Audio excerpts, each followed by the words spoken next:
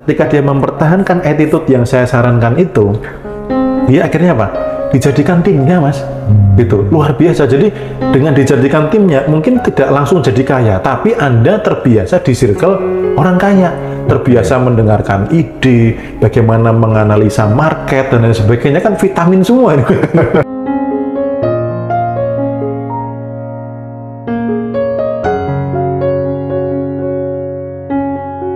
Satu, teman-teman punya skill mengamati, ya, hadir sebagai pengamat, lalu di posisi yang netral. Lalu teman-teman di komunitas Happy Hoki ini, mereka semakin peka, Mas, vibrasinya, melihat seorang pembicara, narasumber, termasuk hal-hal yang begitu, mereka sudah bisa menilai apakah ini tulus benar-benar solusi atau kepentingan marketing.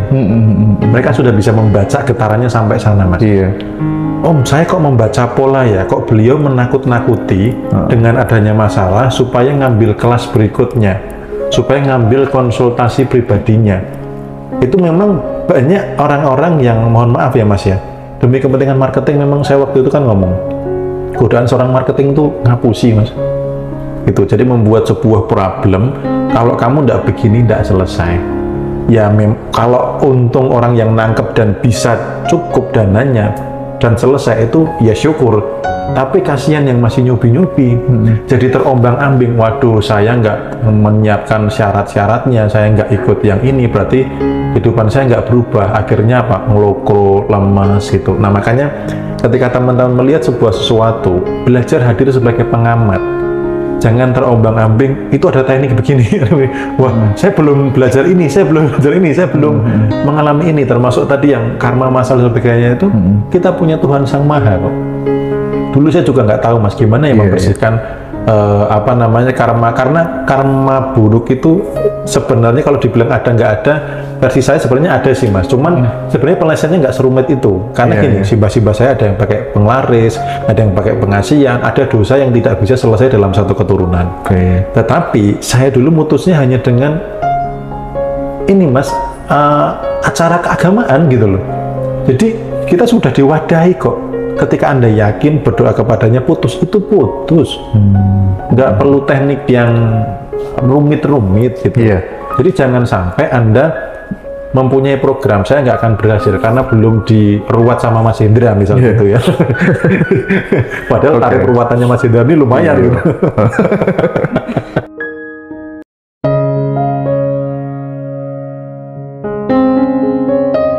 Jadi sebenarnya yang balung kaya ini sama dengan pembahasan kita di awal, Mas. Dia sudah familiar dengan kaya, dengan kemakmuran. Yang miskin ini, tolong jangan ngambil keputusan dulu. Familiarkan dulu kayanya, ya, nongkrong di tempat kaya, ketemu orang kaya, membayangkan sudah kaya, afirmasi kekayaan, punya kesadaran kaya, baru ngambil keputusan. Artinya keputusan diputuskan di kesadaran kaya, di kekayaan yang familiar. Nanti arahnya beda. Gimana mau memutuskan ke arah kaya kalau dia sudah balungnya di miskin? Artinya apa? Sudah familiar dengan kemiskinan. Makanya kan di materi Happy Hoki yang terakhir kan di awal-awal itu kan beresin diri, Mas. Yang di akhir itu setelah beres kamu ngapain, itu ada petunjuk detailnya, Mas.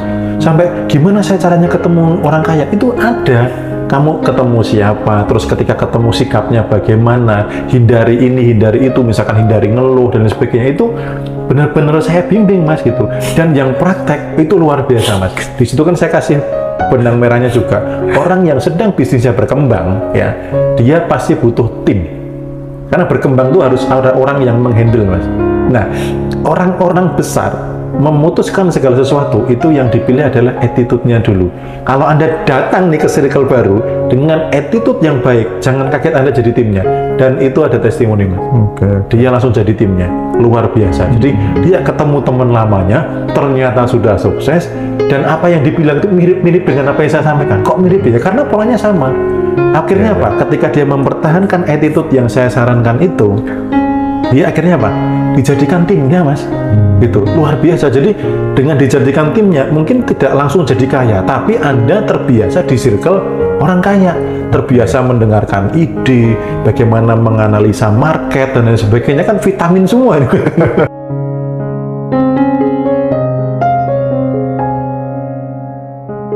Oke. Jadi di awal Mas, saya kan bagi materi per part-part. Jadi ini sekalian buat tanya teman-teman yang nanya, nanti itu Zoom-nya kapan, mulainya jam berapa kan gitu. Kadang ada kelas online itu kan banyaknya kan Zoom ya Mas, di jam tertentu. Nah di tempat saya itu di awal-awal itu ada video, ada 21 video yang saya bagi per part-part. Nah di part awal ini memang yang paling krusial. Karena saya benerin mindset dulu, cara belajar yang kayak ibu kering tadi loh.